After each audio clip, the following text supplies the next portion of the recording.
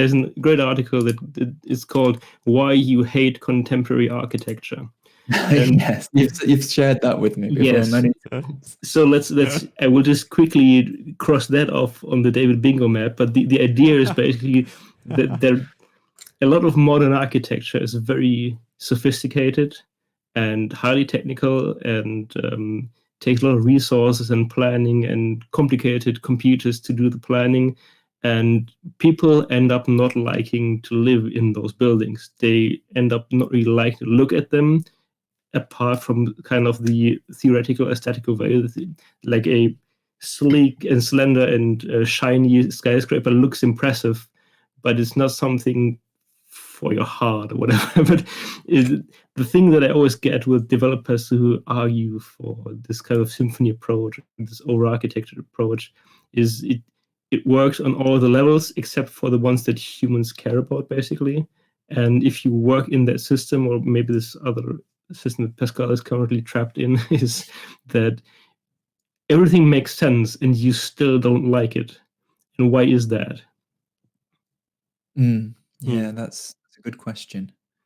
And I think it's kind of that it's built for the wrong purpose. It's built for a theoretical purpose.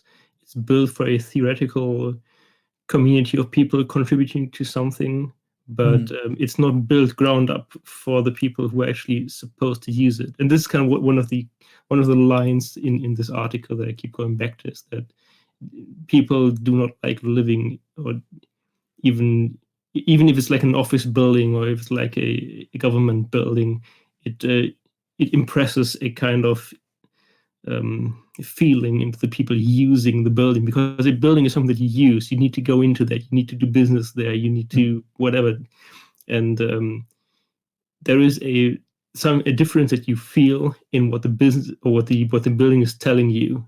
And I think all the people who are using these huge frameworks and something, they very clearly on an emotional level understand what the thing is telling them, and they don't like it on some level, and they can't help it because they're kind of stuck with it, and everybody's doing it, and it's industry standards and so forth.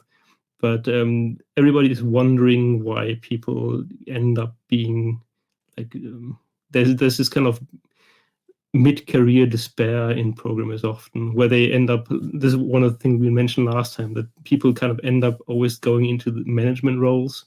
And so they get to be team leaders or project leaders and so forth. And by that point, their argument is usually that they really don't care about programming that much. Or they don't care anymore, because... And I completely get that, because if your job is to go into the sleek and perfect skyscraper that leaves you internally completely void and empty, then at some point you would rather deal with a couple of people around that building than to actually build that thing. Yeah, very true. I think the people who make these huge, impressive things, whether we're talking buildings or whether we're talking software frameworks, they're the architects, and they want to make this amazing architecture. And the thing is, the only people that they're impressing is other architects. Yeah. So when there's the type of person who has the intuition to put something together like this, the next big thing, they'll come in and they'll make something built on the back of whatever the previous amazing architecture was, to make something even more amazing and even more sleek and glass and metal and whatever. And it's almost like there's a imbalance between the people who are building the things and the people who are actually genuinely using and extracting value from them. Yeah. I totally agree. Last time when we spoke off podcast, Pascal and I told him there was another huge skyscraper project. I think it's 423 Park Avenue or something in New York.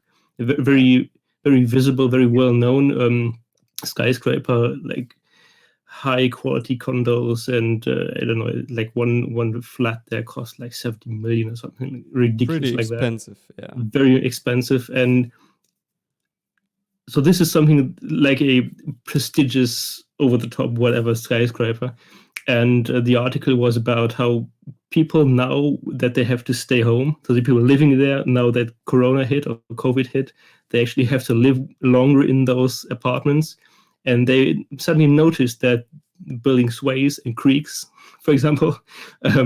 There seemed to be an ongoing issue with floodings in the building for some reason. And so the article was listing a couple of things that seem very basic, quality of life issue in wherever you live. And it seemed weird that a highly prestigious project that has probably, I don't know how many millions they pumped into building that thing, doesn't get something right, like it should not flood. It should remain dry. Yeah, well, so you want a house should be not watery.